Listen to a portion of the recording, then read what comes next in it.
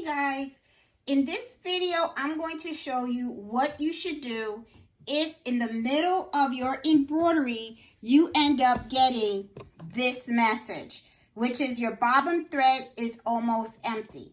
When I first got this machine and I got this message, I totally freaked out. I was kind of like, okay, I'm in the middle of stitching out this design and now I'm getting this error message. So I'm like, how the heck do I take this out and change the bobbin while I'm in the middle of an embroidery design? Okay, so this is what I'm going to do. I'm going to show you how to do it. When you get this message, okay, what you do, let me adjust the camera so you can see the whole thing here. Okay, and I think you are probably good. Okay, what you do, that's perfect. Okay, what you do is just hit okay.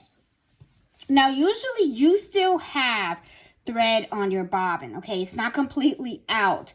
And what you can do is you can continue, but what's going to happen is you're going to notice it's only going to stitch about 10 times, and then look, you get that error message again, okay? So usually the best thing to do is just go ahead and change it. So just hit okay, and then what you do is then you go ahead and you want to use the scissors. The scissors is how you cut, okay? So then you're going to click here and it's going to cut. Once it cuts, what you can do is then you can just take the hoop out of your machine.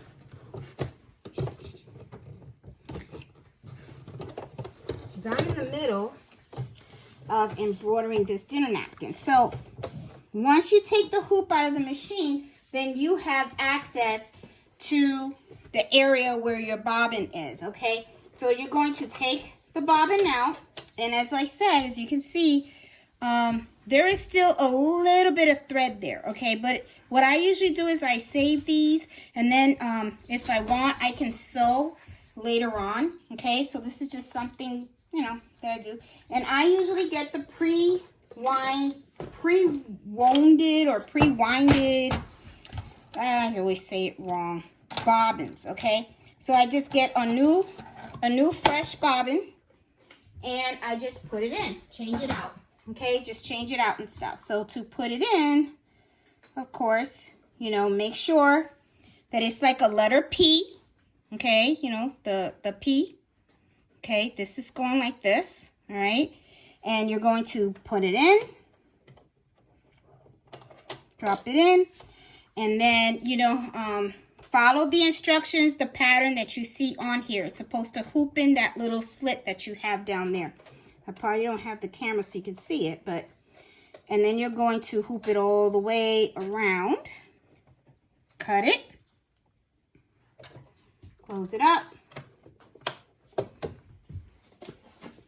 Put your hoop right back in.